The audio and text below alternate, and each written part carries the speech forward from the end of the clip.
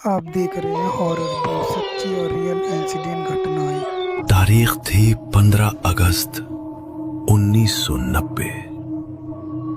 बैंगापुर गांव, पूर्णिमा की रात। मैं भाग रहा था, पीछे से वो आवाज, न जानवर की न इंसान की। मेरे साथ 12 लोग थे, अब मैं अकेला हूं।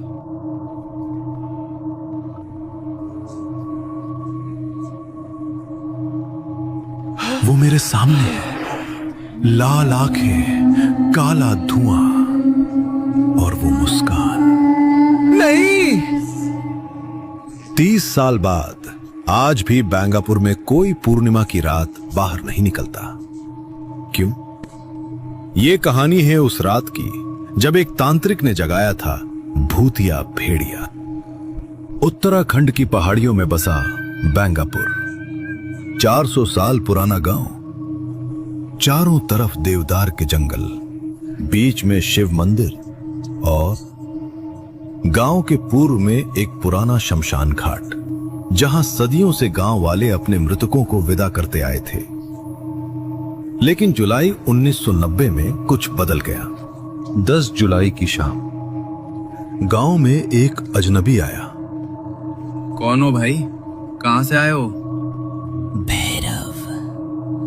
भैरवनाथ, दूर से आया हूं। जो खोज रहा था वो यही मिला।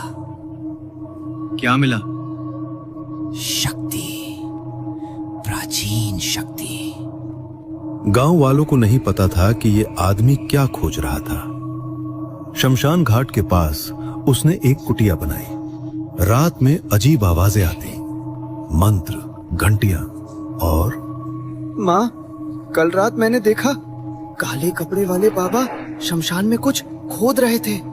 सो जा बेटा, बड़ों के काम में बच्चे नहीं बोलते। 25 जुलाई की रात चौकीदार हरि सिंह अपनी रात की गश्त पर था। राम नाम सत्य है। ये क्या? शमशान में कोई ताजी कब्र खोद रहा था। हरि सिंह ने टॉर्च जलाई। कौन है वहां? ये क्या कर रहे हो? अपना काम, जाओ यहां से। ये गांव का शमशान है, तुम्हें कोई हक नहीं।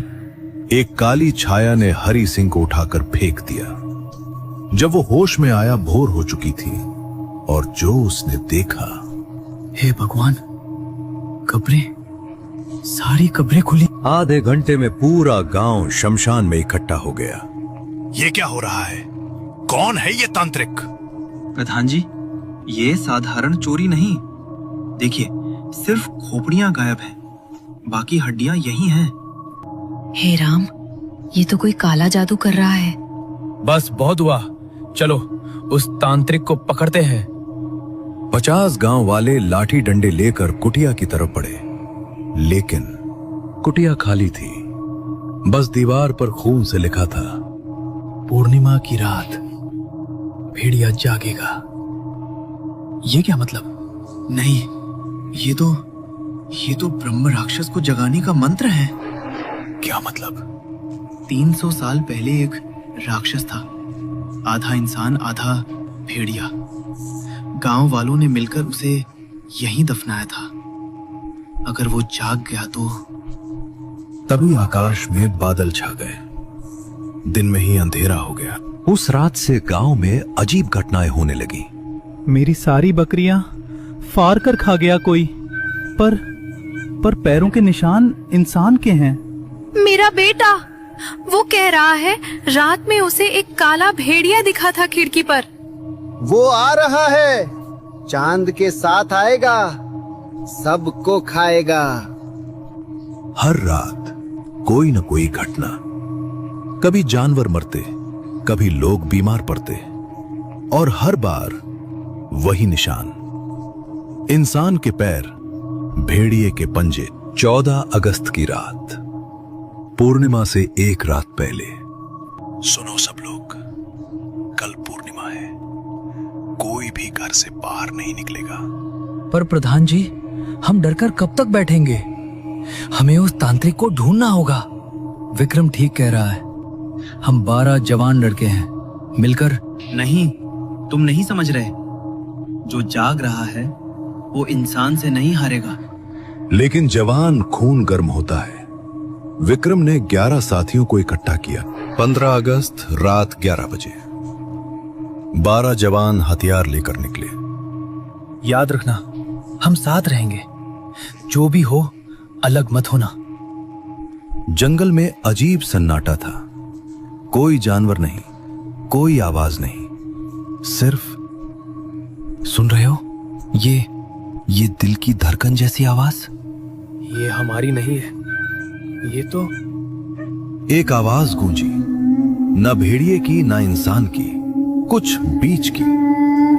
डरो मत, ये सिर्फ पीछे कुछ है। पीछे मशालों की रोशनी में जो दिखा वो किसी बुरे सपने से कम नहीं था। 8 फीट लंबा, इंसान का शरीर पर भेड़िए का सिर, काले बाल, लाल आंखें और मुंह से टपकता खून। 300 साल का इंतजार। अब भूख मिटेगी। भागो। लेकिन भागना आसान नहीं था। वो राक्षस हवा की तरह तेज था। एक एक करके बिछड़ मत जाओ, साथ। बहुत देर हो चुकी थी। 12 में से 6 पहले ही हमले में मारे गए। तो दोस्तों, कैसी लगी आपको ये कहानी? अपना फीडबैक हमें कमेंट बॉक्स में जरूर लिख